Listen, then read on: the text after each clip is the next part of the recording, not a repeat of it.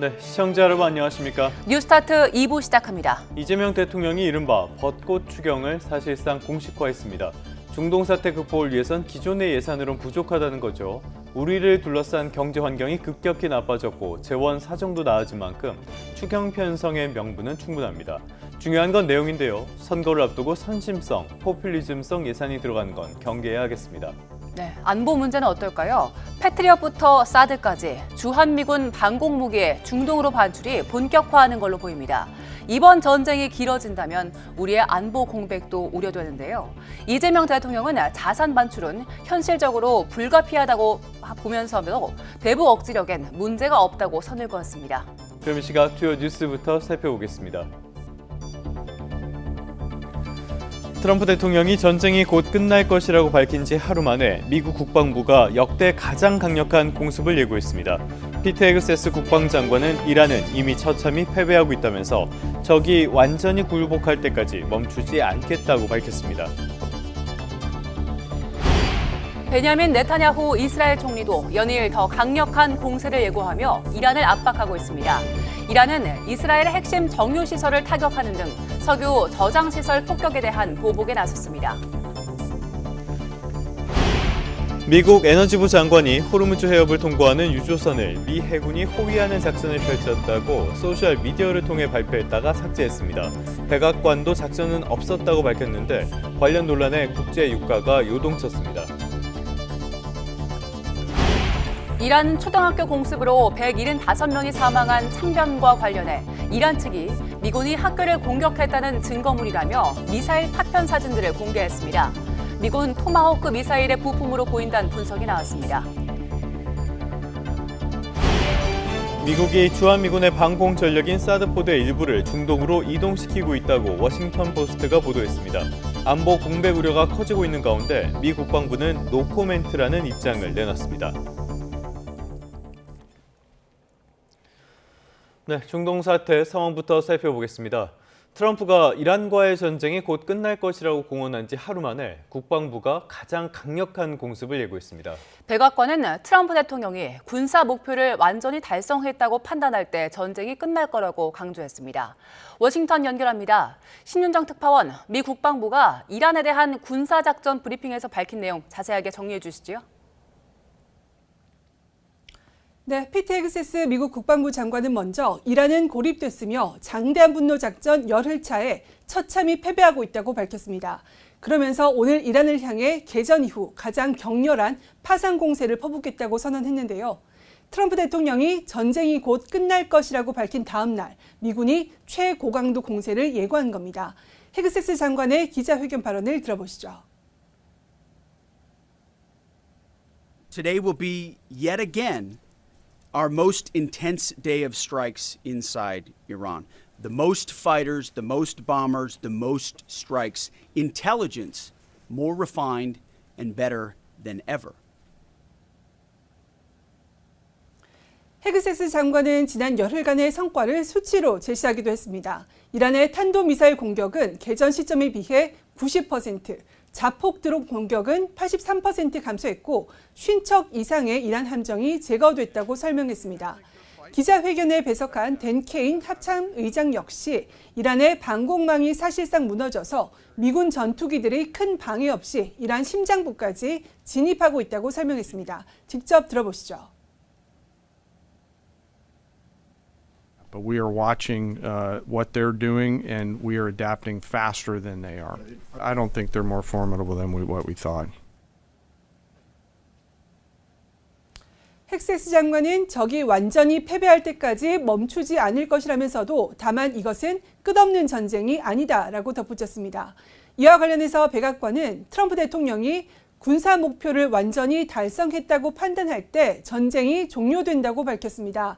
캐롤라인 레빗 백악관 대변인은 이란이 자신들의 선언 여부와 무관하게 완전하고 무조건적인 항복 상태에 이르렀다고 판단할 때도 전쟁이 끝나는 시점이라고 덧붙였습니다. 이란이 항복하지 않고 저항을 이어가더라도 목표를 달성했다고 미국이 판단하면 전쟁을 중단하겠다는 취지로 전날 트럼프 대통령이 밝힌 전쟁 조기 종결 의지를 뒷받침하는 언급으로 해석됩니다. 네, 미국 국방부나 트럼프나 승리를 자신하고 있는 것 같긴 한데요. 미국 내 여론 별로 우호적이지 않은 것 같습니다. 네, 먼저 미 의회에서는 전쟁의 목표와 비용을 둘러싼 논쟁이 격화하고 있습니다. 연방 상원 민주당 의원들은 공격 표적 선정 과정과 전쟁의 최종 목표가 무엇인지 트럼프 행정부가 명확히 설명하지 못하고 있다고 비판하고 있습니다. 전쟁 조기 종료를 언급한 대통령과 이제 시작이라고 말하는 듯한 국방부의 엇박자도 강하게 질타하고 있습니다. 직접 들어보겠습니다. There seems to be no end game. The president says that it's nearly complete, but the Department of Defense says that it's just begun. Americans are sick and tired of forever wars, and there's no timeline here, no seeming end game, no strategy for what success is. I've never been more impressed. 반면 린지 그레이엄 의원 등 공화당에서는 이번 작전을 통해 이란의 핵과 미사일 개발 능력, 대리 세력 지원 능력을 완전히 제거해야 한다며 지지한다는 입장을 고수하고 있습니다. 이런 정치권 분열 속에서 미국 내 전쟁 지지 여론은 과거 미국이 개입한 다른 전쟁과 비교해 훨씬 낮다고 뉴욕타임스가 개전 직후 실시된 여러 언론사 여론조사를 분석해서 보도했습니다. 미국의 이란 공격을 지지한다는 응답자는 로이터 조사에서 27%, CNN 조사에서는 41%였고 미국 보수 여론을 대변하는 폭스뉴스 조사에서도 50%로 찬반이 팽팽한 것으로 나타났습니다. 뉴욕타임스는 비판 여론이 컸던 이라크 전쟁조차 개전 직후 수행된 갤럽 여론조사에서 76%의 지지율을 얻었다고 지적했습니다. 그러면서 트럼프 대통령이 국민을 대상으로 사전에 충분한 설득을 하지 않았고 미국 내 정치 양극화로 개전 초기 국론이 결집되지 않고 있다는 전문가 분석을 전했습니다. 지금까지 워싱턴에서 YTN 신윤정입니다.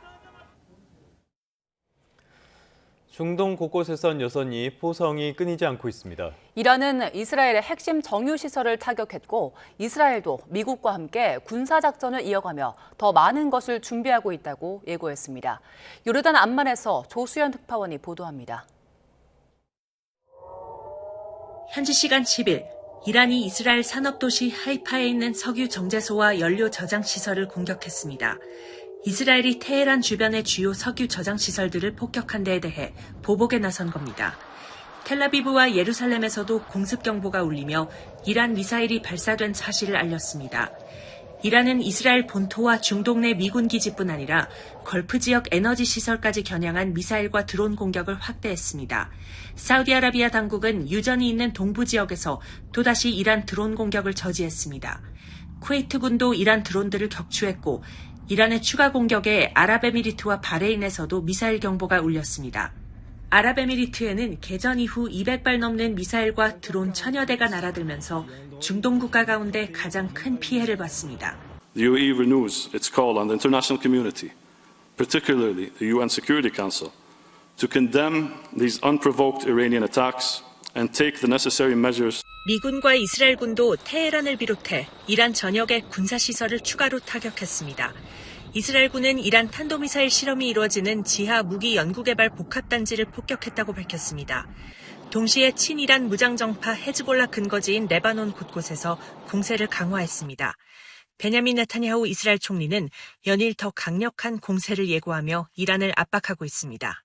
בפעולות שנעשו עד עכשיו אנחנו שוברים להם את העצמות ועוד ידנו נטויה.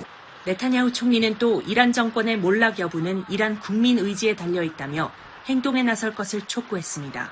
양측이 강대강으로 맞서는 가운데 이란이 휴전을 원하지 않는다는 뜻을 분명히 하면서 중동 전쟁이 더 길어질 수 있다는 우려가 나오고 있습니다. 암만에서 YTN 조수연입니다. 이란의 초등학교를 공습해 175명의 목숨을 앗아간 토마호크 미사일이 미군의 것이라는 증거가 추가로 공개됐습니다. 파편에서 미 국방부와 방산업체 표식 등이 확인됐다는 건데요. 미국은 여전히 이란 소행일 가능성을 제기하고 있습니다. 신웅진 기자의 보도입니다. 이란 국영방송은 미나브 지역 초등학교에 떨어진 미국 미사일 잔해라며 파편 사진들을 공개했습니다. 미 뉴욕타임스는 이를 토대로 미군 토마호크 미사일 부품이라고 분석했습니다. 토마호크 위성 교신에 쓰이는 SDL 안테나로 파악되며 미 국방부가 2014년 발주 계약했다는 코드번호, 미 방산업체인 벨 에어로스페이스 앤 테크놀로지스가 제조사로 찍혀 있다는 것입니다. 구동기로 추정되는 다른 파편에는 Made in USA라는 문구와 글로브 모터스라는 제조사명이 나옵니다. 그러면서 미국 이외에 토마호크 미사일을 운용하는 국가는 동맹국인 영국과 호주뿐이라고 설명했습니다. 미군 폭발물 처리반에서 근무하고 전역한 기술자도 실명을 내걸고 해당 사진이 토마호크 미사일 부품임을 확인했다고 전했습니다. 뉴욕타임스는 다만 이란 측이 공개한 미사일 부품이 어디서 어떻게 수거된 것인지는 불분명하다고 덧붙였습니다. 앞서 미국 매체들은 폭격 순간을 포착한 영상을 분석해 사용된 무기가 미군 토마호크 미사일로 추정된다고 보도한 바 있습니다. 도널드 트럼프 미 대통령은 이란의 소행이라고 주장했고 미 국방부는 조사 중이라면서도 여전히 같은 입장입니다. What did or did not happen, we take things very, very seriously and investigate them thoroughly, which takes time, and which is why it does take time. But ultimately, unlike Iran, who targets civilians indiscriminately. 지난달 28일 이란 남부 미나브의 여자 초등학교에 미사일이 떨어져 어린이와 교사 등 최소 175명이 숨지면서 이번 전쟁의 큰 이슈가 되고 있습니다. YTN 신홍진입니다. 미국 에너지부 장관이 미 해군이 호르무즈 해협에서 유조선을 호위하는 작전을 펼쳤다고 소셜 미디어를 통해서 발표했습니다. 네, 이 소식에 국제 유가는 급락하고 뉴욕 증시도 반등했는데요. 백악관이 호위 작전이 이루어지지 않았다고 밝히면서 시장은 요동쳤습니다. 뉴욕 연결합니다. 이승윤 특파원, 미 에너지부 장관이 올린 글로 한바탕 소동이 벌어졌다고요? 네, 그렇습니다. 라이트 장관은 X에 미 해군은 글로벌 시장의 석유 공급이 지속되도록 보장하기 위해 호르무즈 해협을 통과하는 유조선을 성공적으로 호위했다고 적었습니다. 그러면서 트럼프 대통령은 이란에 대한 군사작전 중에도 글로벌 에너지 안정을 유지하고 있다는 자화자찬도 아끼지 않았습니다. 하지만 라이트 장관은 곧 이 글을 삭제해서 논란을 자초했는데 왜 삭제했는지는 아직도 이유가 확인되지 않고 있습니다. 라이트 장관의 발언에 대해서 이란 혁명수비대 대변인은 미국이 호르무즈 해협을 통해 유조선을 호송했다는 건 완전히 거짓말이라면서 사실이 아니라고 강력하게 부인했습니다. 또 미국 함대와 동맹국들의 어떤 움직임도 이란의 미사일과 드론에 저지될 것이라고 주장했습니다. 결국 백악관이 나섰는데요. 캐롤라인 레빗 백악관 대변인은 아직 미 해군의 유조선 호위 작전이 이루어지지 않았다고 발표했습니다. 직접 들어보시죠. And I can confirm that the U.S. Navy has not escorted a tanker or a vessel at this time, though of course that's an option. 네, 시장도 요동쳤죠. 네, 그렇습니다. 방금 이제 뉴욕 증시가 마감됐는데요. 혼조로 마감했습니다. 미 해군의 유조선 호위 작전 성공 소식이 들려온 직후에는 국제 유가인 브렌트유는 물론 뉴욕 유가인 서부 텍사스산 원유 모두 15% 정도 폭락했습니다. 또 당시에는 뉴욕 증시 3대 지수도 동반 상승했고 원달러 환율도 뉴욕장에서 1465.7원의 거래를 마쳤습니다. 하지만 백악관이 미 해군의 유조선 호위 작전이 아직 이루어지지 않았다고 발표한 이후에 유가는 5%포인트 정도 올랐고 그 이후에 더 오르면서 크게 요동쳤습니다. 결국 뉴욕 증시는 혼조로 마감했습니다. 트럼프 행정부 내의 엇박자가 시장에 혼란만 키운 셈인데요. 경제 전문가의 얘기를 들어보시죠. Oil is moving markets, and until we see a tanker, or at least multiple tankers for that matter, pass successfully through the Strait of Hormuz unharmed, I think this volatility is going to stick in the markets. 앞서 트럼프 대통령은 이란이 봉쇄한 세계 원유의 20%가 지나가는 호르무즈 해협을 원유를 실은 유조선이 무사히 통과할 수 있도록 해군력을 동원해 호위 작전을 펼치겠다고 밝혔습니다. 또 이란이 호르무즈 해협에서 석유 수송을 차단할 경우에 이란에 대해 이제까지 했던 공격보다 20배 강한 공격을 가하겠다고도 경고했습니다. 앞서 전날도 라이트 미국 에너지부 장관은 유조선이 호르무즈 해협을 무사히 통과했다면서 이 호르무즈 해협을 통한 선박 통행 정상화에 그리 시간이 오래 걸리진 않을 것이라고 주장했습니다. 이런 가운데 CNN은 이란 혁명 수비대가 호르무즈 해협의 기뢰를 부설할 가능성과 그 위험성에 대해서 매우 비중 있게 보도했는데 기뢰가 실제로 부설될 경우에 호르무즈 해협을 둘러싼 긴장이 한층 더 고조될 전망입니다. 방금 들어오신 소식입니다만 트럼프 대통령은 이란의 기뢰 부설 선박 10척을 파괴했다고 밝혔습니다. 지금까지 뉴욕에서 YTN 이승윤입니다. 중동 전쟁 여파로 남아시아에서는 연료 수급난이 커지고 있습니다. 일부 국가는 주 4일제와 휴교령 같은 비상책으로 대응에 나섰습니다. 오만에서 김다연 특파원이 보도합니다. 파키스탄 정부가 은행을 제외한 정부 기관에 주 4일 근무를 지시했습니다. 직원 절반은 재택근무를 해야 하고 해외 출장도 제한됩니다. 호르무즈 해협 봉쇄로 연료 수급난이 악화하자 부처별 지출을 20%씩 삭감하는 등 자체적으로 허리띠 졸라매기에 나선 겁니다. हफ्ते में सिर्फ 4 दिन दफातर खुलेंगे तेल की बचत के लिए हफ्ते में एक इजाफी छुट्टी दी जा रही है मगर इसका इतलाक बैंकों पर नहीं होगा. 학교도 2주 동안 쉬고 대학교는 온라인 수업으로 대체되는데 상인들 걱정이 큽니다. जैसे ही स्कूल का बंद ऐलान किया उन्होंने ये सारी मार्केटें ये दुकानें बिल्कुल खाली पड़ गई हैं. 석유와 가스 수요의 95%를 수입에 의존하는 방글라데시도 사정이 비슷합니다. 최근 이슬람 최대 명절인 이드 알 피트리를 앞당기면서까지 모든 대학에 휴교령을 내렸습니다. Our university has been stopped. Our classes has been hampered. So we have to go home as soon as possible. 호르무즈 봉쇄가 길어지면 재앙적 결과를 가져올 거라는 암울한 전망도 이어지고 있습니다. 세계 최대 석유 수출 기업인 사우디아라비아 아람코는 전 세계 원유 재고가 최근 5년 새 가장 낮은 수준에 근접했다며 운송 재개 필요성을 강조했습니다. 호르무즈를 둘러싼 미국과 이란의 힘겨루기가 국제 유가를 끌어올리면서 에너지 수입국의 경제 부담도 커지고 있습니다. 오만 무스카트에서 YTN 김다연입니다. 이란에 있던 우리 국민을 육로로 대피시키는 과정이 순탄치만은 않았던 것으로 전해졌습니다. 출발 직후 폭격이 이어지는가 하면 짙은 안개 등으로 이동에 어려움이 컸는데요. 필사의 탈출 당시 화면을 홍선기 기자가 전합니다. 현지 시간 지난 2일 아직 어둠이 짙은 새벽에 이란에 있던 우리 국민 20여 명을 태운 버스가 테헤란을 떠납니다. 그런데 버스가 출발한 지 얼마 지나지 않아 테헤란 시내에는 미사일이 날아들었습니다.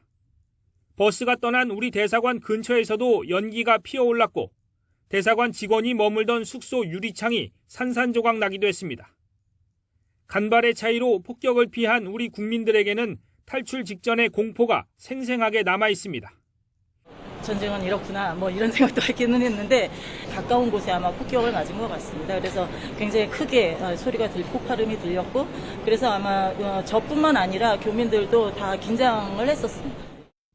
편도 1차선 좁은 도로를 짙은 안개까지 헤치며 1300km를 달리고서야 이란 국경을 벗어날 수 있었습니다. 이란을 비롯해 이스라엘과 바레인, 쿠웨이트 등에서 무사히 우리 국민 탈출을 도운 정부는 호르무즈에 발이 묶인 선원들 지원에도 나섰습니다. 호르무즈 해협에서 오도 가도 못하는 우리 선박은 20여 척으로 선원 180여 명이 타고 있습니다. 정부는 이들이 배에서 내려야 할 경우가 생길 수도 있다고 보고 귀국 대비책을 마련하고 있습니다. 정부에서는 사태 장기화를 대비해서 선박별로 생필품 상황을 점검을 하고 또 선원이 하선을 요구할 경우에 귀국할 수 있는 방법 등을 선사와 긴밀히 논의 중에 있습니다. 또 정박이 장기화하면서 생필품이 떨어질 경우 가장 가까운 항구로 이동해 물건을 보급할 수 있도록 주변 국가의 협조를 구한 상태입니다. 외교부는 이미 우리 선박 한 척이 해당 국가의 협조를 받아 가장 가까운 항구로 이동해 생필품을 채우기도 했다고 밝혔습니다. YTN 홍성기입니다. 이재명 대통령이 주한미군이 일부 방공 무기를 국외로 반출하는 것에 반대 의견을 내고 있다며 주한미군의 전력 차출을 사실상 인정했습니다. 다만 대북 억제엔 장애가 생기지 않을 거라며 일각의 안보 공백 우려엔 확실히 선을 그었습니다. 강진원 기자의 보도입니다. 미국, 이스라엘과 이란의 전쟁 등 최근 중동 정세로 인한 위기 대응책을 다루는 국무회의에서 이재명 대통령이 주한미군을 화두로 꺼냈습니다. 미군이 보유한 일부 방공무기 등이 한국 밖으로 나가는 게 논란이 되고 있다는 겁니다. 주한미군의 역할이 한반도 안정과 평화에 기여하는 것인 만큼 반대 의사를 전하고 있지만 뜻대로 되지 않는다는 사실도 애둘러 밝혔습니다. 일부 방공무기를 반출하는 것에 대해서 우리는 반대 의견을 내고는 있지만 또 우리 의견대로도 전적으로 관철할 수 없는 것도 엄연한 현실입니다. 국내외 보도 등을 통해 거론되던 주한미군 일부 전력의 중동 지역 차출을 국군 통수권자가 사실상 처음으로 확인한 셈입니다. 이 대통령은 그러나 일각에서 제기하는 안보 공백 우려에는 명확히 거리를 두었습니다. 우리의 한 해 국방비가 북한의 연간 국내 총생산, GDP의 1.4배에 이른다며 핵이란 요소가 있긴 하지만 재래식 군사력은 북한을 압도한다고 강조했습니다. 우리 대북 억지 전략에 무슨 장애가 심하게 생기거나 그러느냐라고 묻는다면 저는 전적으로 그렇지 않다라고 말씀드릴 수 있습니다. 주한미군의 전략적 유연성 확대 가능성이 점차 커지는 가운데 이 대통령은 자주국방 역량 강화도 거듭 강조했습니다. 최근 중동 사태처럼 국제 정세의 변화에 대비해 스스로 방어할 능력을 키워야 한다는 의미입니다. 국제 질서의 영향에 따라서 외부의 지원이 없어질 경우 우리의 뜻과 다르게, 우리의 의지와 다르게 그럴 경우는 얼마든지 발생할 수 있죠. 이 대통령이 국가 방위 태세를 직접 언급한 건 중동발 복합 위기가 경제를 넘어 안보 불안으로 확산하는 걸 차단하려는 의도도 담긴 것으로 보입니다. YTN 강진원입니다. 미국 국방부는 주한미군 방공 자산을 중동 지역으로 반출했다는 보도에 대해서 노코멘트라는 입장을 내놨습니다. 미 국방부 관계자는 작전 보안상의 이유로 특정 군사 능력이나 자산의 이동에 대해서는 언급하지 않는다고 말했습니다. 이 관계자는 주한미군은 한반도에서 신뢰할 수 있는 전투 태세를 유지하는 데 계속 집중하고 있다고 덧붙였습니다. 이란 전쟁에 따른 유가 급등에 따라 국내 해양수산 분야에도 먹구름이 잔뜩 끼었습니다. 결국 소비자 물가로 이어질 수밖에 없습니다. 어업용 면세유 가격이 다음 달 폭등할 거란 전망이 나오고 있고 유류비 상승을 겪고 있는 해운업계는 유류 할증료 부과를 검토하고 있습니다. 차상은 기자입니다. 출항 준비를 마친 고등어잡이 어선들이 부두에 줄지어 있습니다. 어획량은 제법 괜찮은 수준인데도 분위기는 좋지 않습니다. 중동 정세에 따른 유가 상승으로 어업용 면세유 가격도 치솟고 있기 때문입니다. 지난달 200리터 한 드럼당 16만 원이었던 면세유가 17만 원대로 올랐는데 앞으로가 더 걱정입니다. 기름값이 지금보다 더 급등하면 조업 자체를 포기하는 선단이 나올 거라는 관측도 나오고 있습니다. 문제는 인상 포기입니다. 출하를 포기하는 게 낫다는 판단이 나왔던 지난 2022년 고유가 상황과 비슷한 수준의 오름세가 예상됩니다. 면세유 가격이 이번 달 드럼당 17만 5천 원에서 내달 26만 원으로 대폭 인상될 것으로 예상되고 있습니다. 우리 고등어 잡는 선사들이 출하를 할지 못할지 이런 어려움에 처해 있습니다. 조업 연기나 포기에 따른 공급 부족은 결국 시장 가격 상승으로 이어지고 서민 밥상에도 영향을 미칠 수밖에 없습니다. 해운업계 상황도 다르지 않습니다. 대형 해운사 한 곳당 연간 1조 원 넘게 쓰는 유류비가 더 오를 거로 예상되는데 수출입 화물을 맡긴 화주 부담이 커질 전망입니다. 화물 이동 비용이 증가하면 소비자 가격도 오를 수밖에 없는 구조여서 자연스레 물가 상승으로 이어질 거란 분석이 나옵니다. 미국 같은 경우는 가는데 한 달 반 이상이 소요되기 때문에 특히 유럽은 2달 이상이 소요돼서 그 거리에 따라 유료 할증료 부과를 검토하고 있습니다. 유류비를 외화로 내는 해운사 입장에서는 고환율에 따른 이중고도 불가피한 상황입니다. YTN 최상입니다. 네, 호르무즈 해협이 사실상 봉쇄되면서 해외로 중고차를 수출하는 업자들도 큰 타격을 받고 있습니다. 이러다 문을 닫게 되는 건 아닌지 수출 현장의 걱정과 근심은 갈수록 커지고 있습니다. 송수연 기자의 보도입니다. 한눈에 들어오지 않을 만큼 드넓은 부지는 자동차로 가득합니다. 14만 평이 넘는 인천 송도 중고차 수출 단지입니다. 아직 팔리지 않은 자동차나 이미 팔린 차량들이 화물선에 실리기 전 잠시 거치는 곳입니다. 호르무즈 해협이 막히며 중동 수출도 차단돼 오갈 데 없는 차량들만 늘어나고 있습니다. 일단은 중동 쪽은 다 막혔다 보시면 되고요. 사겠다고 크게 한 1억 정도 가계약만 해놓은 친구가 있는데 그 친구도 지금 연락을 안 받는 상황이고. 판매 완료를 알리는 표시도 있지만 아직 주인을 못 만난 차량이 여럿입니다.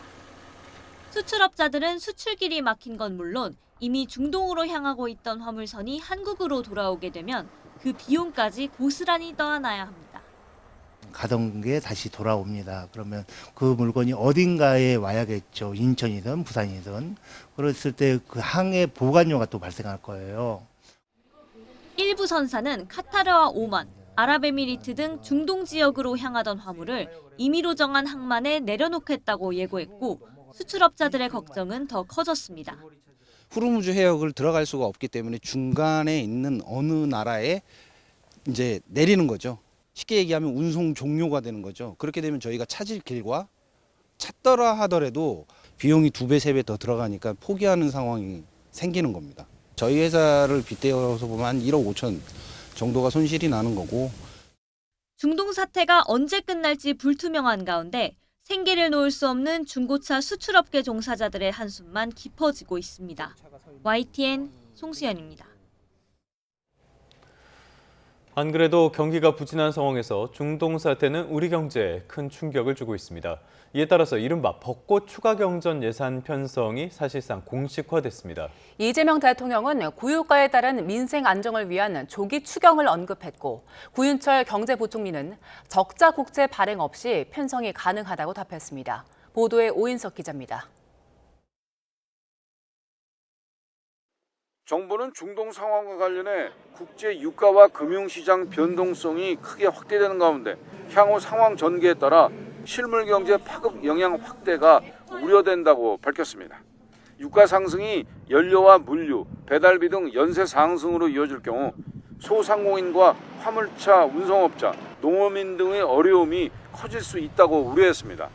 이에 따라 국제 유가 상승 추세를 감안해 유류세 추가 인하와 유류 소비자 직접 지원 등을 검토하기로 했습니다. 소상공인 경영안정 바우처와 긴급 경영안정 자금 등을 적극 지원하고 필요시 추가 지원 방안도 강구하기로 했습니다. 이재명 대통령은 가장 시급한 과제는 물가 안정이라며 석유 최고 가격제 집행과 에너지 세제 조정, 소비자 직접 지원을 포함해 추가적인 금융 재정 지원도 속도감 있게 검토해야 한다고 말했습니다. 필요하면 이번 어차피 조기에 추경을 해야 될 상황인 것 같으니까 지금 재정 지원이나 소상공인 지원이나 한계 기업들 지원 등등 할래도 좀 추가의 재정이 필요하겠죠.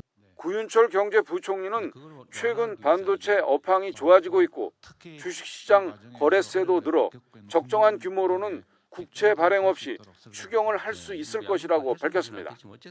추경이 편성되면 전반적인 경기 보강과 함께 취약계층 지원에 무게추가 쏠릴 것으로 보입니다. 고유가로 타격을 받는 취약계층 대상 유류세 추가 인하와 직접적인 유류 소비 지원 방안 등이 담길 것으로 보입니다. 러시아 우크라이나 전쟁으로 유가가 급등했던 2022년에도 정부는 54조 9천억 규모의 추경을 편성하면서 이 가운데 3조 1천억 원을 민생 물가 안정 자금으로 배정했습니다. 정부가 도입을 예고한 석유 최고 가격제 관련 재원도 추경을 통해 마련될 가능성이 큽니다. YTN 오인석입니다. 네, 이번엔 일본 상황도 살펴보죠. 중동 정세가 나빠지면서 일본도 유가 급등에 대비해 비축류 반출을 지시했다는 현지 언론의 보도가 나왔습니다. 다카이치 총리는 원유 수입처를 다변화하겠다는 뜻을 밝혔습니다. 도쿄에서 이승배 특파원입니다. 중동 전쟁이 장기화 조짐을 보이자 일본도 기름값이 출렁이고 있습니다. 올해 초만 해도 리터당 150엔 정도였는데 200엔이 넘는 곳도 등장했습니다. また高くなるっていうし、もっと乗れなくなっちゃうよね。本当仕事困ります。普通に。 운송업계는 당장 비상이 걸렸습니다. 180円、90円、200円いったらちょっともうっていうところですね。なんとかちょっとそこはね超えないでもらいたいところではありますね。はい。 상황이 심각해지자 다카이치 총리는 기름값은 물론 전기와 가스요금 급등에 대비해 대책을 검토하고 있다고 밝혔습니다. 多くの国民の皆様が今ご心配だと思いますので、先週来も検討を始めまして、打てる対策について検討いたしております。 일본 정부는 어떤 정책인지 구체적인 내용은 언급하지 않고 있지만 보조금을 지급하는 것으로 보인다고 교도통신은 보도했습니다. 현재 일본 정부가 비축하고 있는 석유는 홋카이도와 혼슈 동북부 아키타현, 규슈 가고시마현 등이 있으며 소비량 기준 146일분이 있습니다. 정부와 별개로 민간업체도 101일분의 석유를 보관하고 있습니다. 일본은 지난 2022년 러시아가 우크라이나를 침공했을 때 12일분가량의 비축유를 사용한 적이 있습니다. 다카이치 총리는 원유 수입처를 다변화하겠다는 뜻도 밝혔습니다. 일본은 95% 이상을 중동에 의존하고 있지만 안정적 공급을 위해 호르무즈 해협 봉쇄와 관계없는 대안을 찾겠다는 것입니다. 다카이치 총리는 자위권 행사와 관련된 생각도 밝혔는데 호르무즈 해협 봉쇄는 자위권을 행사할 수 있는 존립 위기 사태가 아니고 미국의 협력 요청도 없었다고 선을 그었습니다. 도쿄에서 YTN 이승배입니다. 중국이 관영 매체를 동원해 전쟁이 곧 끝날 것이란 트럼프 대통령의 말을 정면으로 반박했습니다. 앞에선 평화위원회를 만들고 뒤로는 이란을 공습한 위선을 풍자하는 만화 연재에도 나섰습니다. 베이징에서 강정규 특파원이 보도합니다. 미국을 상징하는 흰머리 독수리가 연단에 섰습니다. 갑자기 뒤에 걸린 평화위원회 간판이 떨어지자 원래 있던 평화지루회란 표말이 드러납니다. 평화위원회를 발족하고 이란을 공격하는 미국 트럼프 대통령의 위선을 풍자하는 만화 영화입니다.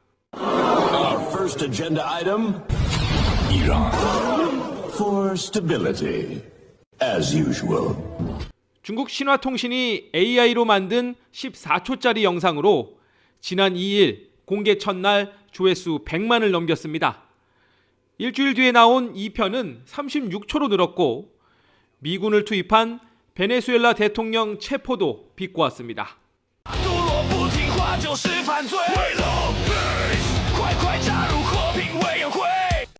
SNS 계정을 통해서는 전쟁이 곧 끝날 것이라는 트럼프의 말에 딴지를 걸었습니다. 일방적 승리 선언으론 끝나지 않는다며 이란의 거센 보복으로 수렁에 빠질 거라고 주장했습니다. 중국 당국도 새로 선출된 이란 최고 지도자를 인정하며 결사항전에 힘을 실어줬습니다. 选举新任最高领袖是伊朗基于本国宪法做出的决定，不干涉内政是国际关系的基本准则. 이달 말 트럼프 대통령 방중 때 전쟁 판도에 따라 시진핑 주석과 협상 판세도 달라지게 됩니다. 일단 방중 시간표의 변화는 감지되지 않는 가운데 다른 지역 방문 없이 베이징 담판에만 집중할 거란 말이 들립니다. 베이징에서 YTN 강정규입니다. 오늘도 큰 일교차에 대비 잘하셔야겠습니다. 여전히 아침 공기는 차가운데요. 현재 서울과 대구가 0도 안팎을 보이고 있습니다. 하지만 낮 기온은 지금보다 10도가량 오르겠습니다. 아침과 낮의 기온차가 크게 벌어지는 만큼 건강관리 잘해주셔야겠습니다. 오늘도 전국적으로 공기가 탁하겠습니다. 오후에는 대기 확산이 원활해지면서 농도가 잠시 감소하는 곳도 있겠지만 일평균 농도는 나쁨 수준으로 예상됩니다. 오늘 전국 하늘은 대체로 흐리겠고 중부 서해안에는 빗방울이 떨어지는 곳도 있겠습니다. 영남을 중심으로는 점차 대기가 건조해지고 있어서 화재 예방에 주의하셔야겠습니다. 자세한 지역별 현재 기온 보겠습니다. 이 시각 서울의 기온이 0.4도, 대구는 0.1도로 출발하고 있고요. 한낮 기온은 서울이 10도, 창원과 부산 12도가 예상됩니다. 목요일과 금요일 사이 동쪽을 중심으로는 비나 눈이 오겠고요. 그 밖의 지역은 대체로 맑은 가운데 포근한 봄 날씨가 예상됩니다. 날씨였습니다. 이 시각 주요 뉴스입니다. 트럼프 대통령이 전쟁이 곧 끝날 것이라고 밝힌 지 하루 만에 미국 국방부가 역대 가장 강력한 공습을 예고했습니다. 피트 헤그세스 국방장관은 이란은 이미 패배하고 있다면서 적이 완전히 굴복할 때까지 멈추지 않겠다고 밝혔습니다. 이란 초등학교 공습으로 175명이 사망한 참변과 관련해 이란 측이 미군이 학교를 공격했다는 증거물이라며 미사일 파편 사진들을 공개했습니다. 미군 토마호크 미사일의 부품으로 보인다는 분석이 나왔습니다. 미국 에너지부 장관이 호르무즈 해협을 통과하는 유조선을 미 해군이 호위하는 작전을 펼쳤다고 소셜미디어를 통해 발표했다가 삭제했습니다. 백악관도 작전은 없었다고 밝혔는데 관련 논란에 국제 유가가 요동쳤습니다. 미국이 주한미군 방공전력 사드 포대를 일부를 중동으로 이동시키고 있다고 워싱턴 포스트가 보도했습니다. 안보 공백 우려가 커지고 있는 가운데 미 국방부는 노코멘트란 입장을 보였습니다. 이 시각 주요 뉴스 살펴봤습니다. 네, 다시 중동 상황 살펴보겠습니다. 피트 헤그세스 미국 국방부 장관이 오늘은 이란에 대한 공격이 또다시 가장 격렬한 날이 될 것이라고 말했습니다. 트럼프가 기자회견에서 전쟁이 매우 빨리 끝날 것이라고 밝힌 다음 날 미군의 최고강도 공세를 예고한 겁니다. 헤그세스 장관은 브리핑에서 이란은 고립됐으며 처참히 패배하고 있다며 오늘 가장 많은 전투기와 폭격기, 가장 많은 공습이 이루어질 것이라고 예고했습니다.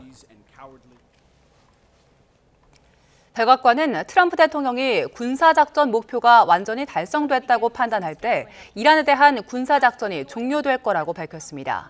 캐롤라인 레빗 백악관 대변인은 현지 시간 10일 기자회견에서 궁극적으로 작전은 최고사령관이 군사적 목표가 완전히 달성됐다고 판단할 때 종료될 거라고 말했습니다. 이어 그리고 이란이 자신들의 선언 여부와 무관하게 완전하고 무조건적인 항복 상태에 이르렀다고 판단할 때도 전쟁 종료 시점으로 덧붙였습니다. 블라디미르 푸틴 러시아 대통령과 트럼프 대통령의 전화통화에서 원유 관련 제재 완화가 구체적으로 거론되지 않았다고 크렘린궁이 밝혔습니다. 드미트리 페스코프 크렘린궁 대변인은 두 정상의 통화에 따른 미국의 제재 완화 가능성을 질문받자 이 문제는 전혀 구체적으로 논의되지 않았다고 답했습니다. 다만 페스코프 대변인은 트럼프와 푸틴 모두 그것이 세계 경제에 미치는 영향에 대해 잘 알고 있다고 언급했습니다. 이어 석유 제재와 관련해 미국이 취하는 조치는 걸프 해역 정세 속에서 세계 에너지 시장을 안정시키려는 노력의 일환이라고 강조했습니다. 미국 에너지정보청은 이란 전쟁 여파로 브렌트유 가격이 향후 2달 넘게 배럴당 95달러를 웃돌 걸로 예상한다고 밝혔습니다. 미 에너지정보청은 월간 단기 에너지 전망 보고서에서 브렌트유가 배럴당 95달러 위에서 지속되다가 3분기 중 배럴당 80달러 선 아래로 떨어질 걸로 내다봤습니다. 이어 연말까지 배럴당 70달러 선 언저리에서 거래될 걸로 유가 추이를 예상했습니다. 중동 사태로 기름값이 급하게 오르면서 소비자들은 조금이라도 싼 기름을 찾기 위해서 분주합니다. 기름값이 저렴하다는 입소문에 문전성시인 주유소가 있는가 하면 비용 부담에 잠시 휴업을 택한 주유소도 있습니다. 주유소 풍경을 조경원 기자가 취재했습니다. 대로변에 늘어선 차들이 좀처럼 움직이지 않습니다. 몰려든 차량으로 주유소 앞은 그야말로 북새통입니다. 저 앞에 주유소가 너무 비싸더라고요. 한 1,950원? 금액이 차이가 많이 나서 좀 기다리더라도 넣고 가려고 기다리고 있습니다. 이 주유소의 휘발유 가격은 리터당 1,769원. 전국 휘발유 평균 가격은 1,900원을 넘어섰지만 일주일째 가격을 올리지 않고 있어 입소문이 났습니다. 정유사에서 직접 운영하는 직영 주유소라 본사 방침에 따라 상대적으로 낮은 가격을 유지하는 겁니다. 제가 오전 9시쯤 이곳에 왔고 현재 오후 3시입니다. 6시간째 보시는 것처럼 기름을 넣으려는 차들의 긴 줄이 이어지고 있습니다. 매일 새 기름을 들여오고 있지만 워낙 찾는 사람이 많다 보니 지난 5일부터는 연일 완판입니다. 여기가 좀 저렴하다고 해가지고 한 5만 원 정도 넣으러 왔고 제일 싸서 온 만큼 보람이 있는 것 같아요. 하지만 자영업자들이 운영하는 주유소는 가격을 낮추기가 힘든 상황. 결국 가격 폭등으로 영업을 포기한 주유소까지 나왔습니다. 평소 지역에서 가장 저렴하기로 유명했던 곳이지만 지난 5일부터 영업을 중단했는데 정유사로부터 기름을 사오는 가격이 올라 비용을 감당하기 힘든 데다 그만큼 소비자들에게 비싸게 팔아야 하는 것도 마음의 부담입니다. 지금 이렇게 해서 남는 것도 없고 그 사람들도 기름 넣어야 되고 우리는 또 팔아야 되고 서로 그냥 부담이니까. 치솟는 기름값에 시민들은 조금이라도 싼 기름을 찾아 나서고 있지만 주유소마다 풍경은 달랐습니다. YTN 조경원입니다. 이런 고유가는 우리 농가의 생존까지 위협하고 있습니다. 시설하우스 난방비는 물론 농번기가 시작되는 시기에 농기계 연료비까지 급등하면서 농민들의 한숨은 깊어지고 있습니다. 보도에 고재영 기자입니다. 하우스 감귤을 재배하는 5,000제곱미터 규모의 농장입니다. 이곳은 지난 1월부터 최저기온을 섭씨 17도로 유지하기 위해 난방을 하고 있습니다. 이 농가는 재배 기간 5만 리터가량의 등유를 사용해 난방하고 있는데요. 최근 등유값이 급등하면서 농가에 큰 부담이 되고 있습니다. 국제 등유 가격은 1년 새 2배 가까이 폭등하며 배럴당 $200 안팎에서 등락을 반복하고 있습니다.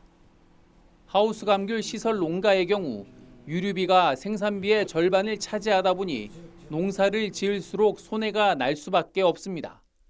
농사를 이제 포기를 하든지 가온을 포기해서 비가령으로 이제 전환을 하든지 아니면 다른 품목으로 이제 또 전환을 하든지 이렇게 해야 될 부분 같습니다. 기름값 공포는 시설 농가만의 문제가 아닙니다. 농번기가 시작되면서 다른 농가들도 경유값 급등에 비상이 걸렸습니다. 논밭을 갈고 정비하는 데 쓰이는 트랙터 등 농기계 사용이 급증하는 시기인 만큼 기름값 급등은 비용 상승으로 이어집니다. 유가가 계속 오르는 입장이라 그 농번기가 시작되는 초기라 지금 걱정이 되고 있습니다. 노탈이 비용이 지금 올라간다고 보여야 되죠. 유가 급등에 따른 농가 생산비 증가는 농산물 가격 상승으로 이어지고 결국 장바구니 물가에도 영향을 주는 악순환으로 번지는 만큼 보다 실효성 있는 대책 마련이 시급합니다. YTN 고재영입니다. 이재명 대통령이 최근 중동 정세에 따른 위기 극복을 위해 조기에 추경을 편성할 가능성을 시사했습니다.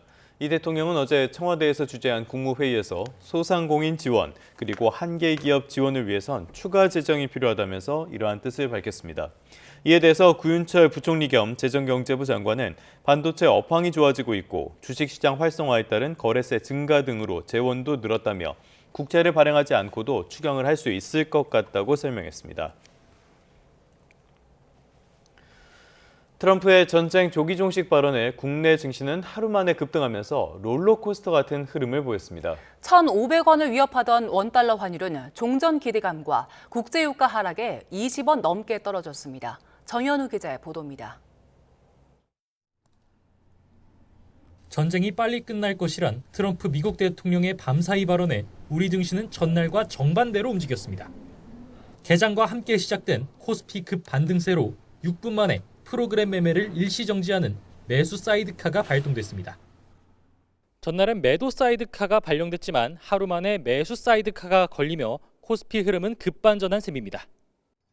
결국 전날 6% 폭락했던 코스피 지수는 5% 오른 5,532로 마감했습니다. 반도체 대형주 삼성전자와 SK 하이닉스도 각각 8%, 12%가 급등하는 흐름을 보였습니다. 반면 전쟁 수혜주인 한화시스템과 LIG 넥스원 등은 4% 떨어졌습니다. 코스닥 지수 역시 3.2% 상승 마감하며 하락폭을 크게 만회했습니다.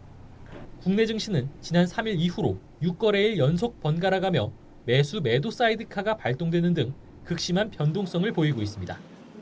트럼프 대통령 한마디에 증시 흐름이 롤러코스터처럼 출렁이는 상황에 개인 투자자들은 피로감을 호소합니다.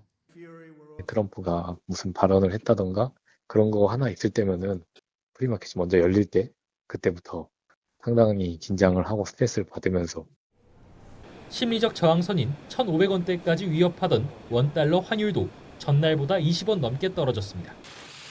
종전 기대감과 함께 외국인 투자 심리가 회복되며 달러 강세가 완화된 영향으로 보입니다. 또 트럼프 대통령 발언에 더해 G7 국가도 전략 비축유 방출 등 공동 조치에 나설 것을 시사하며 원유 가격이 80달러 선으로 떨어진 것도 환율 안정에 도움이 됐습니다. 환율을 결정짓는 요소가 이번에는 국제유가이기 때문에 결국 원달러 환율이 안정화되기 위해선 이란에서 좋은 소식이 들려오면서 국제유가가 좀 안정화돼야 된다. 다만 이란이 호르무즈 해협 봉쇄를 굽히지 않는 등 유가 불안정성은 여전한 상황이라 우리 증시와 원달러 환율 변동성 등은 당분간 계속될 것이란 분석입니다. YTN 정현우입니다. 경제 한 줄 뉴스입니다. 이찬진 금융감독원장이 중동 사태로 시장 불확실성이 지속할 수 있다며 이른바 B2 등 고위험 투자로 투자자의 손실이 확대되지 않도록 위험 안내를 강화하도록 지시했습니다. 지난해 우리나라 1인당 국민 총소득이 0.3% 성장해 3년 연속 3만 6천 달러대를 기록했습니다. 지난달 전국 민간 아파트의 1순위 청약 경쟁률이 23개월 만에 가장 낮은 수준을 기록했습니다. 국토교통부는 노후 도심을 재정비해 새 아파트를 공급하는 도심 복합 사업을 3년 만에 추진하기로 했습니다. 정부가 전세 사기 방지를 위해 전세 계약과 관련된 각종 정보를 쉽게 확인할 수 있도록 관련 내용을 분석해 통합 제공하는 제도를 도입합니다. 서울 지하철 5호선 김포 검단 연장 사업과 위례 신사선 도시철도 신설 등 3개 사업이 정부의 예비 타당성 조사를 통과했습니다. 금융 플랫폼인 토스뱅크에서 환전 오류가 발생해 일본 엔화 환율이 일시적으로 정상 가격의 반 수준까지 떨어지는 사고가 발생했습니다. 지금까지 경제 한 줄 뉴스였습니다. 네, 다음 소식입니다. 하청 노동자의 권리를 강화하는 이른바 노란봉투법 시행 첫날, 이재명 대통령이 노동자와 기업을 모두 만났습니다. 대화와 타협, 또 상생을 강조했는데 법 시행에 맞춰 당사자들 모두에게 조금씩 양보를 요청한 걸로 보입니다. 홍민기 기자입니다. 이른바 노란봉투법 시행 첫날, 이재명 대통령이 창립 80주년을 맞은 한국노총에 영상 축사를 보냈습니다. 노동자의 권리 확대를 위한 정부 지원을 약속하면서도 한편으론 대화와 타협 또한 강조했습니다. 대립과 갈등 대신 대화와 타협으로 공통의 문제를 해결해 나가는 시발점이 되기를 기대합니다. 산업계에선 노동자의 원청 교섭권 확대를 통해 하청노조의 무분별한 교섭 요구가 빗발칠 수도 있다는 우려도 여전한 만큼 현장의 혼란을 막기 위해 노조의 책임 있는 자세를 요청한 것으로 해석됩니다. 같은 날, 이 대통령은 대기업과 중소기업 간의 상생 또한 강조했습니다. 자원과 기회를 몰아줘 낙수 효과를 노리는 전략은 이제 걸림돌이 됐다며 대중소기업 간 상생 협력은 이제 필수라고 언급했습니다. 대중소기업 간의 상생 협력은 시혜가 아닌 이건 투자다. 또 어쩌면 더 심하게 얘기하면 생존 전략일 수도 있겠다, 그런 생각이 듭니다. 하청업체 노동자들에게도 원청과 동일한 성과급을 지급한 하나오션은 매우 모범적인 사례로 추켜 세웠고, 일부 기업이 최저임금 수준으로 인건비를 아껴 분쟁까지 일으키는 것이 과연 효율적이냐고 묻기도 했습니다.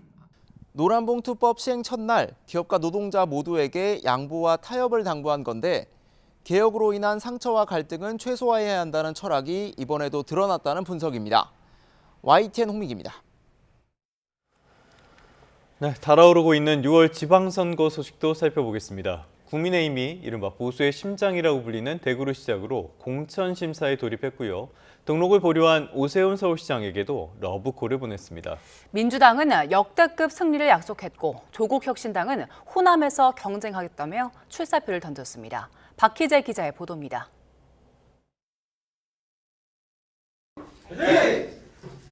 면접 첫 테이프는 대구가 끊었습니다. 오는 6월 대구시장에 도전장을 내민 국민의힘 인사들은 모두 9명. 원내 사령탑의 전직 장관까지 지낸 쟁쟁한 이력들이지만 공천의 긴장감은 감출 수 없습니다. 35년여간 경제 관료로 근무를 했고 그리고 경제부총리까지 지내면서 가진 경제 전문성. 대구 혁명이 필요하다. 대구 혁명은 두 갈래로 나뉩니다. 산업혁명, 정신혁명이다. 북적였던 대구와 달리 서울은 3파전으로 다소 썰렁한 모습이었고 대전과 세종은 현역만 홀로 참석하는 등 면접장에도 지역 간 편차가 눈에 띄었습니다. 당 노선 변화를 요구하며 미등록 승부수를 던진 오세훈 서울시장에게 공관위는 추가 접수가 가능하다고 손짓했고 추가 접수는 가능하게 되어 있고 활짝 열려져 있습니다. 역시 등록을 하는 김태흠 충남지사에는 장동혁 대표가 직접 내려가 면담했습니다. 지방선거 준비에는 두세 걸음 앞선 민주당은 역대급 깨끗한 공천, 역대급 승리를 목표로 잡았습니다. 정청래 대표는 꼭 10년 전 오늘 컷오프 당했다는 본인의 경험을 소개하면서 6월 지방선거에서 패자 없이 모두가 승리하자고 강조했습니다. 백의종군을 선언하면서 첫 마디를 이렇게 열었습니다. 당 지도부는 나를 버렸지만 나는 당을 버리지 않고 당을 지키겠다. 조국 혁신당도 예비후보 40여 명을 대상으로 면접을 시작했는데 혁신당 1호 단체장 정철원 담양군수 등이 참여해 각오를 다졌습니다. 호남에서 민주당과 좋은 경쟁에서 이길 후보를 찾을 것입니다. 이런 가운데 국회 행안위는 광역의원이 기초단체장에 도전하는 경우 등 직을 유지하고 출마할 수 있도록 하는 공직선거법 개정안을 의결했습니다. YTN 박희재입니다. 3월 11일 수요일 오늘의 주요 일정 함께 살펴보시죠. 이재명 대통령이 오늘 청와대에서 2년 만에 한국을 찾은 존 드라마니 마하마 가나 대통령과 정상회담을 합니다. 4박 5일 일정으로 실무 방한한 마하마 대통령은 이 대통령 취임 이후 처음으로 맞이하는 아프리카 정상입니다. 2차 종합특별검사팀이 수사를 개시한 지 2주 만에 첫 언론 브리핑을 진행하는데요. 3대 특검의 남은 의혹을 수사하는 종합특검은 지난달 25일 준비 기간을 마치고 본격적인 수사에 돌입했습니다. 계속해서 재판 일정도 살펴보시죠. 1심에서 징역 23년을 선고받은 한덕수 전 국무총리의 내란 사건 항소심이 오늘 본격화됩니다. 2심 첫 공판기일인 오늘은 한 전 총리와 특검 측의 항소 이후 요지를 들은 뒤 이상민 전 행정안전부 장관에 대한 증인신문이 진행될 예정입니다. 통일교 금품수수 혐의로 1심에서 징역 1년 8개월을 선고받은 김건희 씨 항소심이 오늘 시작됩니다. 서울고등법원은 오후 2시 자본시장법 위반과 알선수재 혐의 등을 받는 김건희 씨의 항소심 첫 공판준비기일을 엽니다. 수사 기소 분리와 검찰의 보안 수사권 문제 등 검찰개혁 주요 쟁점과 관련해 대한변호사협회가 검찰개혁 추진단과 공청회를 엽니다. 오는 10월 검찰청을 해체하고 출범이 예정된 중대범죄수사청 공소청 설치안을 중심으로 조직 구성과 인력 설계 문제를 다룰 예정입니다. 지금까지 오늘의 주요 일정이었습니다.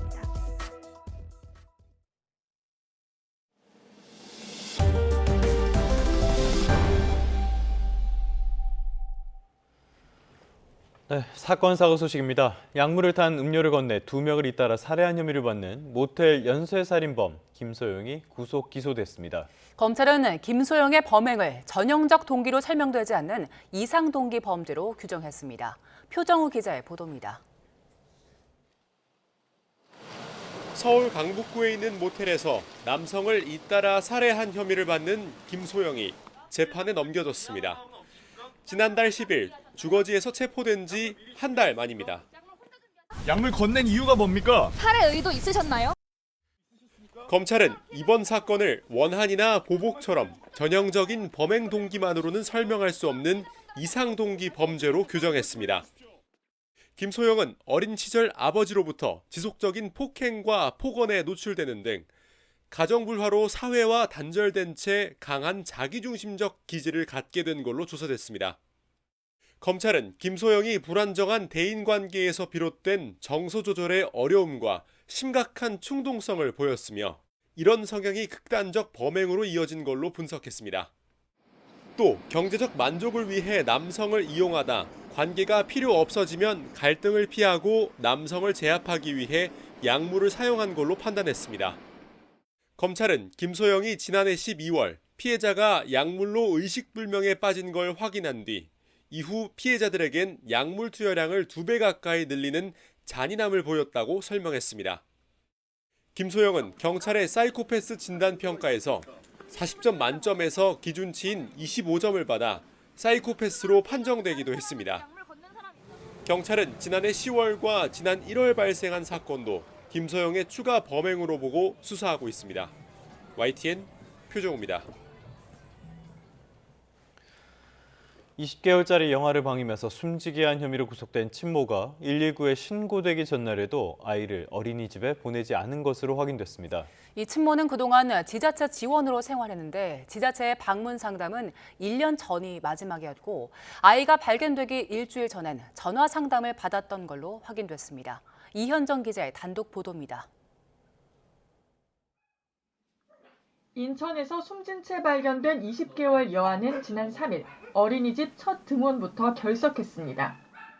그날 아침 20대 친모 A씨가 알린 사유는 아이가 초등학생 언니의 입학식에 가야 한다는 내용이었습니다. 그런데 A씨는 이튿날인 4일에도 아이를 등원시키지 않았고 어린이집 연락도 받지 않았습니다. 이에 어린이집 측은 A씨 언니에게 전화해 다음 날에도 아이가 무단 결석하면 가정 방문을 할 거라고 설명했는데 그날 저녁 8시 10분쯤 소방이 A씨 형부로 추정되는 인물의 신고를 받고 출동했을 때 아이는 갈비뼈가 드러날 정도로 야윈 몸으로 숨진 상태였습니다. 아이를 방치한 사실을 숨기려다 어린이집의 연락을 받은 가족이 방문하면서 발각된 것으로 의심되는 정황입니다. A씨는 기초생활수급자인 동시에 한부모 가정으로 지자체 지원을 받으며 아이 둘과 함께 생활해 왔습니다. 관련 법은 매년 1회 이상 지원 대상의 가족 상황과 생활 실태를 조사해야 한다고 규정합니다. YTN이 확보한 지자체 자료를 보면 A씨 가정에 대한 방문 조사는 지난해 2월이 마지막이었습니다. 지난해 3월과 5월에는 A씨가 주민센터를 방문해 물품 지원 등에 대해 상담받았고 지난해 10월과 지난달 25일에는 전화로 상담이 진행됐습니다. 구청은 A씨에 대한 첫 상담에서 아이들이 잘 먹고 아픈 곳이 없는 것으로 확인했고 이후에도 별다른 특이사항을 발견하지는 못했습니다. 특히 아이가 숨진 채 발견되기 일주일 전에 이뤄진 마지막 상담에서는 보육료 관련 상담만 이뤄진 것으로 기록돼 있습니다. 이와 관련해 구청은 아동학대 징후가 없었고 의심 신고도 들어오지 않아 일반적인 가정으로 판단했다는 입장입니다. 하지만 영양결핍이 아이의 사망 원인으로 보인다는 국과수 소견이 나온 데다 전문가들은 아이가 적어도 열흘은 아무것도 먹지 못했을 것으로 보는 상황. 경찰은 A씨가 아이를 방임했다고 보고 아동학대 치사 혐의로 구속 수사 중인 가운데 주변에서 위기 신호를 수차례 놓쳤던 건 아닌지 지적하는 목소리도 나옵니다. YTN 이현정입니다. 여객기에 참사가 난 무안공항엔 문제가 된 콘크리트 둔덕이 있었습니다. 이 둔덕은 공사비를 아끼려고 경사진 활주로를 방치했기 때문이라는 감사 결과가 나왔습니다. 여전히 국내 8개 공항이 이런 식으로 규정에 맞지 않는 구조물을 세워둔 걸로 나타났습니다. 나혜인 기자입니다. 무안공항 활주로 끝에 세워진 콘크리트 둔덕은 재작년 12월 여객기 참사 피해를 키운 주요 원인으로 꼽힙니다. 둔덕만 없었어도 희생된 179명이 전원 생존할 수 있었다는 시뮬레이션 결과가 공개되기도 했습니다. 충분히 막을 수 있었던 인재였습니다. 더 충격적이었던 것은 진상규명을 책임져야 할 기관들의 무능이었습니다. 감사원은 둔덕을 설치한 건 공사비를 절감하려는 목적이었다고 판단했습니다. 항공기 착륙을 돕는 전파 송신 장치 로컬라이저는 활주로보다 높은 위치에 설치해야 하는데 경사진 활주로를 깎는 것보다 로컬라이저 밑에 콘크리트 기둥을 세우는 비용이 저렴했다는 겁니다. 충돌에 대비해 로컬라이저를 부러지기 쉬운 구조로 세워야 한다는 안전 기준은 검토조차 되지 않았습니다. 한국공항공사는 2019년부터 무안 등 5개 공항에 노후화된 항행 안전시설을 개량하면서 위 기준에 미달한 로컬라이즈 기초구조물을 콘크리트 등으로 오히려 보강하여 설치하였습니다. 감사원은 안전 검토 없이 보강공사를 승인한 국토교통부와 공항공사 직원 등 5명의 징계를 요구했습니다. 다만 설계 담당자 등은 징계 시효가 지났다는 이유로 주의 처분만 내렸습니다. 무안 말고도 김포를 비롯한 국내 8개 공항엔 여전히 기준에 맞지 않는 구조물이 운영되고 있습니다. 감사원은 또 무안공항 등에서 충돌 가능성이 큰 조류 정보가 제대로 관리되지 않아 조종사에게 위험을 초래하고 있다고 지적했습니다. 동체 착륙 등 비상 상황에 대처하기 위한 조종사 훈련 이행률도 8개 항공사 평균 14% 수준이라며 정부의 관리 감독 강화를 주문했습니다. YTN 나인입니다. 국토교통부는 이런 지적을 겸허히 수용해 엄정하게 조치하겠다고 밝혔습니다. 국토부는 감사원 감사 결과와 관련해 참사 재발 방지를 위해 방위과학 시설 개선 등 후속 조치를 하는 중이라고 밝혔습니다. 그러면서 현재 5개 공항에 7개 방위각 시설 개선을 완료했고 나머지 시설들에 대해서도 신속한 개선을 추진하고 있다고 밝혔습니다. 지난 2024년이죠. 인천에 있는 아파트 지하 주차장에서 발생한 벤츠 화재 사고 기억하실 겁니다. 당시에 리콜 전력이 있는 중국 회사에 배터리를 써놓고도 제대로 알리지 않아서 고객들이 집단 소송까지 제기한 상태입니다. 네, 공정거래위원회가 과징금 112억 원을 부과하고 독일 본사까지 검찰에 고발하기로 했습니다. 이승은 기자의 보도입니다. 지난 2024년 인천에 있는 아파트 지하 주차장입니다. 흰색 벤츠에서 연기가 나오더니 이내 폭발합니다. 주민 수십 명이 연기를 마셔 병원으로 옮겨졌고 차량 800여 대가 피해를 봤습니다. 차 제조업체들이 어떤 배터리를 쓰는지 줄줄이 공개하자 나중에 벤츠도 공개했는데 불이 난 차의 배터리는 중국 파라시스 것이었습니다. 충격에 약한 파우치형 배터리로 2021년 중국에서 화재 위험으로 리콜된 적이 있고 세계 시장 점유율도 미미했습니다. 벤츠가 이를 국내 소비자들에게 제대로 알렸는지 조사에 나선 공정거래위원회는 벤츠 코리아의 판매 지침을 입수해 공개했습니다. 2022년부터 이듬해까지 국내에 출시한 5개 모델에 파라시스 배터리가 장착됐지만 그런 정보는 없고 시장 점유율 1위 CATL 배터리를 장착했고 그 우수성을 강조하라고 돼 있습니다. 공정위는 벤츠 코리아가 이 판매 지침을 딜러사에게 전파하고 영업에 활용하도록 지시했다고 밝혔습니다. 지침이 만들어지고 벤츠가 배터리 제조사를 공개하기까지 14개월 정도 국내에서 판 파라시스 배터리 탑재 차량은 3,000대, 판매 금액은 2,810억 원입니다. 공정위는 부당한 고객 유인 행위로 판단하고 과징금 112억 3,900만 원 부과를 결정했습니다. 벤츠 전기차에 CATL 배터리가 사용된 것으로 알고 구매를 결정했다는 소비자 민원은 90건 이상 접수돼 있습니다. 대부분 차량에 장착되는 파라시스는 전혀 언급하지 않고 CATL이 장착된다. 이렇게 말하면 이거는 은폐에 의한 기망이다. 공정위는 특히 국내 수입업체인 벤츠코리아는 물론 판매 지침을 보고받은 독일 본사도 함께 검찰에 고발했습니다. 독일 본사는 해당 지침을 우수 사례로 선정하여 다른 나라에게도 소개 전파하는 한편 벤츠코리아가 이를 내부 교육 플랫폼에 게재하여 사용할 수 있도록 승인하는 등 이 사건 법 위반 행위에 직간접적으로 가담한 사실이 공정위 조사 과정에서 확인되었습니다.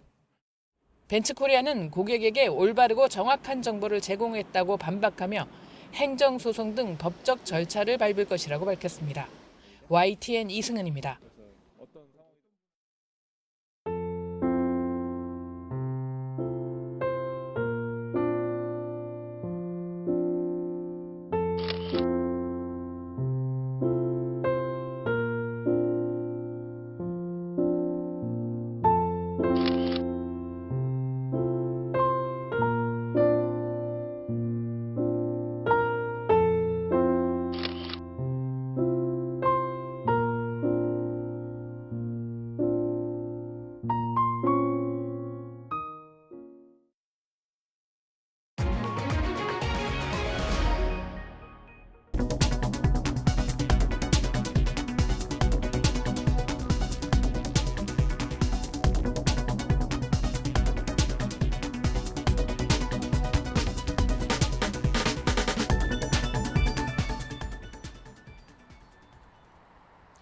오늘도 출근길은 다소 쌀쌀합니다. 현재 서울 기온 0도 안팎으로 여전히 아침 공기는 차가운데요. 하지만 앞으로 기온은 지금보다 10도가량 크게 오르면서 낮 동안 포근한 날씨가 이어지겠습니다. 아침과 낮, 또 낮과 밤의 기온차가 크게 벌어지는 만큼 건강관리 잘해주셔야겠습니다. 오늘 전국 하늘은 대체로 흐린 가운데 공기가 답답하겠습니다. 대기가 정체되면서 오전과 밤에는 중서부와 전북, 경북 지역의 초미세먼지 농도가 나쁨 수준까지 치솟겠습니다. 오후에는 대기 확산이 원활해지면서 농도가 잠시 감소하는 곳도 있겠지만 일평균 농도는 나쁨으로 예상됩니다. 외출하실 때는 호흡기 관리에 유의하시기 바랍니다. 자세한 지역별 현재 기온 보겠습니다. 서울이 0.1도, 대전 영하 1.1도로 예년 수준 보이고 있고요. 낮 기온은 서울이 10도, 대전과 부산 12도로 일교차가 크게 벌어지겠습니다. 목요일과 금요일 사이 동쪽 지역을 중심으로는 비나 눈이 오겠고요. 그 밖의 지역은 대체로 맑은 가운데 포근한 봄 날씨가 이어질 전망입니다. 영남을 중심으로는 점차 대기가 건조해지고 있습니다. 내일 비가 내리기 전까지는 화재 예방에 유의하셔야겠습니다. 지금까지 YTN 정세현입니다. 뉴스타트 3부 잠시 뒤에 이어집니다.